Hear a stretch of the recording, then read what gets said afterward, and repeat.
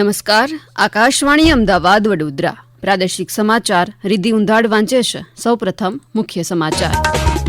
વ્યાજબી ભાવના દુકાનદારોને વિતરણની કામગીરી શરૂ કરવા અને સહયોગ આપવા સરકારનો અનુરોધ. કેટલાક દુકાનદારોએ પણ અન્ય સંચાલકોને અનાજ વિતરણ શરૂ કરવા અપીલ કરી.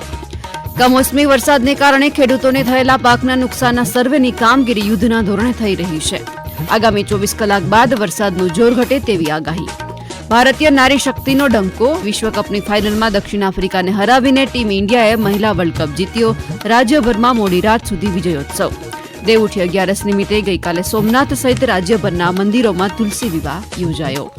સમાચાર વિગતવાર. વ્યાજબી ભાવના દુકાનદારોને વિતરણની કામગીરી શરૂ કરવા અને સહયોગ આપવા અગ્ર સચિવ મોના ખંધારે સંચાલકોને અનુરોધ કર્યો છે. વ્યાજબી ભાવના દુકાનદારોના એસોસિએશન દ્વારા રજૂ કરાયેલા 20 મુદ્દાઓમાંથી 11 મુદ્દાઓ સરકારે તાત્કાલિક સ્વીકારી લીધા હોવાનું અગ્ર સચિવે કહ્યું હતું. અન્ન અને નાગરિક પુરવઠા વિભાગના અગ્ર સચિવની અધ્યક્ષતામાં અમદાવાદ કલેક્ટર કચેરી ખાતે અમદાવાદ શહેર અને ગ્રામ્ય વિસ્તારના વ્યાજબી ભાવના દુકાનદારો સાથે બેઠક યોજાઈ. અગ્ર સચિવશ્રીએ જણાવ્યું કે મુખ્યમંત્રીશ્રી તથા અન્ન અને નાગરિક પુરવઠા મંત્રીશ્રી દ્વારા વિવિધ એસોસિએશનના પ્રશ્નો બાબતે હકારાત્મક વલણ અપનાવવામાં આવ્યું છે. આ બેઠક બાદ સસ્તા અનાજની દુકાનના સંચાલક નિલેશ પટેલે દુકાનદારોને અનાજનું વિતરણ કરવા અપીલ કરી હતી. કોખંબા તાલુકાના દુકાનદાર તરીકે મારી દુકાન ચાલુ છે. સરકારના અધિકારીઓ અને સરકારશ્રીએ 20માંથી 11 મુદ્દાનું નિરાકરણ કર્યું છે. એક દુકાનદાર તરીકે મારી ફરજ એ છે કે હાલની પરિસ્થિતિ અને સંજોગો જોઈ અને તેમને સમયસર રાશન પહોંચાડવું એ આપણો પ્રથમ અધિકાર છે. હાલની પરિસ્થિતિ જોઈ જે કોઈ અનાજથી વંચિત ના રહે વ્યક્તિ અને તેમના ઘર સુધી આપણું રાશન પહોંચે તેવી મારી નમ્ર અપીલ છે. જ્યારે રાજકોટ જિલ્લાના 175 જેટલા દુકાનદારો દ્વારા અનાજ વિતરણની કામગીરીનો પ્રારંભ કરી દેવામાં આવ્યો છે. નવેમ્બર 2025 માસ માટે આગોતરા આયોજનના ભાગરૂપે 75 લાખથી વધુ કુટુંબોની 3,25,00,000 જેટલી જનસંખ્યાને આવશ્યક ચીજવસ્તુઓની ફાળવણી કરવામાં આવી. રાજ્યભરમાં યુદ્ધના ધોરણે શરૂ થયેલી કમોસમી વરસાદથી થયેલા નુકસાનીના સર્વેની કામગીરી પૂર્ણ થવાના આરે છે. અમરેલી જિલ્લાના અસરગ્રસ્ત ગામો પૈકી 430 ગામોમાં સર્વે અને પંચરોજ કામની કામગીરી પૂર્ણ કરીને અહેવાલ તૈયાર કરી દેવામાં આવ્યો છે. નવસારી જિલ્લામાં માવઠાને કારણે ખેતીમાં થયેલ નુકસાનનો 222 ગામોમાં સર્વેની કામગીરી પૂર્ણ કરી દીધી છે. 18,447 ખેતરોના ખેતરમાં 33%થી વધુ નુકસાન નોંધાયું છે.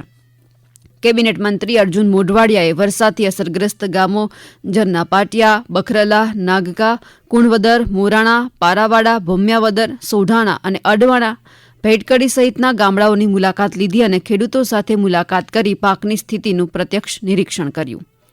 ગીર સોમનાથ જિલ્લામાં બનાવેલ 49 ટીમે કોડીનારના 61 ગામ, સૂત્રાપાડાના 47 ગામ અને ઉનાના 78 ગામમાં 100% સર્વે પૂરો કરી દીધો છે. જ્યારે તાલાલાના 35, વેરાવળના 40 અને ગીરગઢડાના 50 ગામમાં 86% સર્વે પૂરો થયો છે. ભાવનગર જિલ્લામાં 699 ગામમાં વરસાદના કારણે થયેલ નુકસાની અંતર્ગત 550થી વધારે ગામોમાં પંચરોજની કામગીરી પૂર્ણ થઈ છે. કપાસ અને મગફળીના પાકને 80% જેટલું નુકસાન થયું છે. જે ગામો બાકી રહ્યા છે ત્યાં આજ સવારથી સર્વેની કામગીરી શરૂ થઈ છે, જે બપોર સુધીમાં પૂરું કરવાનું આયોજન છે. રાજ્યના ખેડૂતો માટે રાહતના સમાચાર સામે આવ્યા છે. અરબી સમુદ્રમાં જે સિસ્ટમ એક્ટિવ થઈ હતી તે હવે નબળી પડી ગઈ છે. હવામાન વિભાગના વૈજ્ઞાનિક અભિમન્યુ ચૌહાણે જણાવ્યું હતું કે આગામી 24 કલાક બાદ વરસાદનું જોર ઘટી જશે. આગામી 2 દિવસ સુધી કેટલાક જિલ્લાઓમાં છૂટોછવાયો વરસાદ થઈ શકે છે. જો કે હજુ દરિયાકાંઠાના વિસ્તારમાં 40થી 50 કિલોમીટર પ્રતિ કલાકની ઝડપે પવન ફૂંકાઈ શકે છે. તેમજ પોર્ટ પર 3 નંબરનું સિગ્નલ લગાવી દેવામાં આવ્યું છે. આજે દ્વારકા, પોરબંદર, ભાવનગર, કચ્છ અને જૂનાગઢમાં છૂટોછવાયો વરસાદ જોવા મળી શકે છે. ઉત્તર ગુજરાતમાં સાબરકાંઠા, અરવલ્લી અને મહીસાગરના આસપાસના વિસ્તારોમાં પણ સામાન્ય વરસાદ થઈ શકે છે. कोस्टल एरिया में जो है अभी स्पाइरल पैटर्न के साथ 40-50 किलोमीटर तथा गस्टिंग 60 किलोमीटर पर आवर के हिसाब से सभी गुजरात कोस्ट में जो है हवाएं चलने की संभावना है और अभी भी एलसीटीडी सिग्नल जो पोस्ट किया गया है. ये वार्निंग्स साथ ही बारिश में जो है अब गिरावट देखने को मिलेगी डे टू ऑनवर्ड्स गुजरात. देखिए अभी विंटर के लिए हम बात करें तो मॉइस्चर अभी परसिस्ट कर रहा है गुजरात में और जिसकी वजह से जो है तापमान में ज्यादा बदलाव देखने को मिलेगा हमें अगले आने वाले हफ्ते में. રાજ્યભરમાં હવામાન વિભાગની આગાહી મુજબ ઘણા વિસ્તારોમાં હળવોથી મધ્યમ વરસાદ પડ્યો હતો. સવારના 6 વાગ્યા સુધીમાં રાજ્યના 43 તાલુકામાં વરસાદ નોંધાયો, જેમાં સૌથી વધુ દ્વારકામાં 1.5 ઇંચ જેટલો વરસાદ નોંધાયો છે, જ્યારે ભાવનગર, મોરબી, વડાલી સહિત અનેક વિસ્તારોમાં 1 ઇંચ જેટલો વરસાદ નોંધાયો છે. ઉના, બાણવડ, સુબીર, બોરસદ, ખંભાત, જૂનાગઢ શહેર સહિત અનેક પંથકમાં અડધા ઇંચથી પણ ઓછો વરસાદ પડ્યો છે. મોરબી અને ટંકારાના અનેક ગ્રામ્ય વિસ્તારોમાં વરસાદ પડતા ખેડૂતોની ચિંતામાં પણ વધારો થયો હતો. અમદાવાદ શહેરમાં પણ સાંજ પડતા વરસાદી માહોલ સર્જાયો હતો. ઘણા વિસ્તારોમાં વાદળછાયું વાતાવરણ વચ્ચે વરસાદી ઝાપટા પણ પડ્યા હતા. આ સમાચાર આપ આકાશવાણીના અમદાવાદ વડોદરા કેન્દ્ર પરથી સાંભળી રહ્યા છો. આ સમાચારનું જીવંત પ્રસારણ આપ અમારી YouTube channel AIR news Gujarat પર પણ સાંભળી શકશો. વધુ સમાચાર માટે આપ અમારી વેબસાઇટ newsonair.gov.in/gu અને અમારા એક્સ હેન્ડલ AIR_news_ABD ને ફોલો કરશો.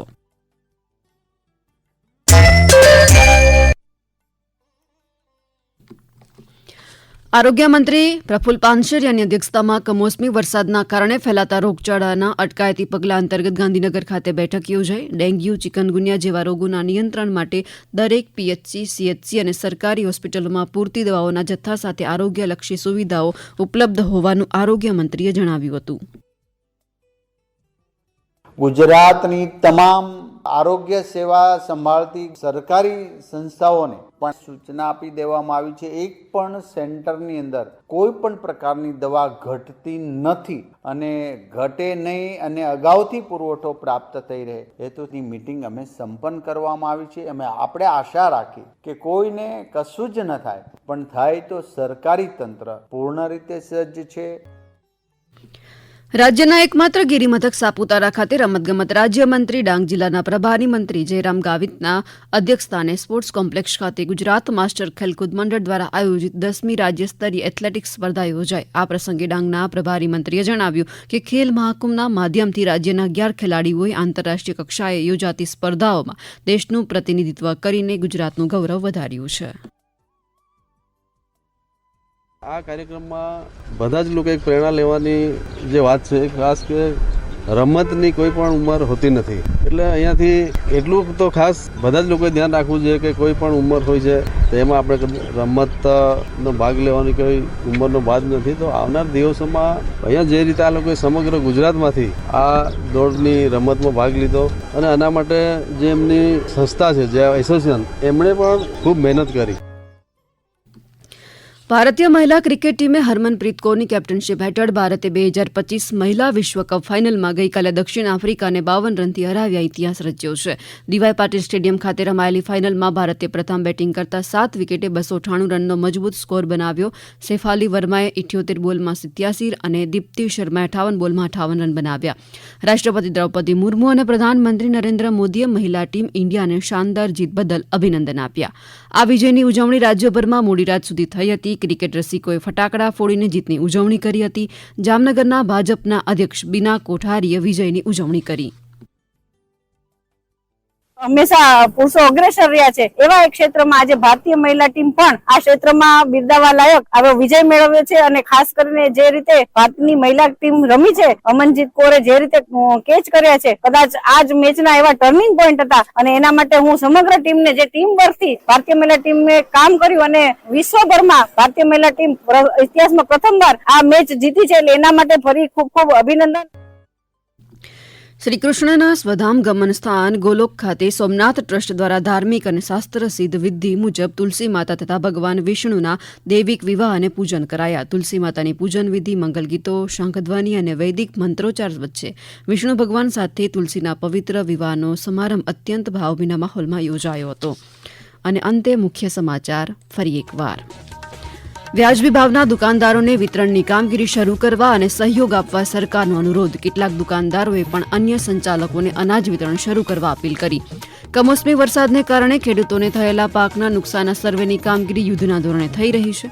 આગામી 24 કલાક બાદ વરસાદનું જોર ઘટે તેવી આગાહી. ભારતીય નારી શક્તિનો ડંકો. વિશ્વકપની ફાઇનલમાં દક્ષિણ આફ્રિકાને હરાવીને ટીમ ઇન્ડિયાએ મહિલા વર્લ્ડ કપ જીત્યો. રાજ્યભરમાં મોડી રાત સુધી વિજયોત્સવ. દેવઉઠી 11 નિમિત્તે ગઈકાલે સોમનાથ સહિત રાજ્યભરના મંદિરોમાં તુલસી વિવાહ યોજાયો. આકાશવાણીના અમદાવાદ વડોદરા કેન્દ્ર પરથી પ્રાદેશિક સમાચાર પૂરા થયા. હવે પછી આપ 7:45 રાષ્ટ્રીય સમાચાર સાંભળી શકશો. નમસ્કાર. છે.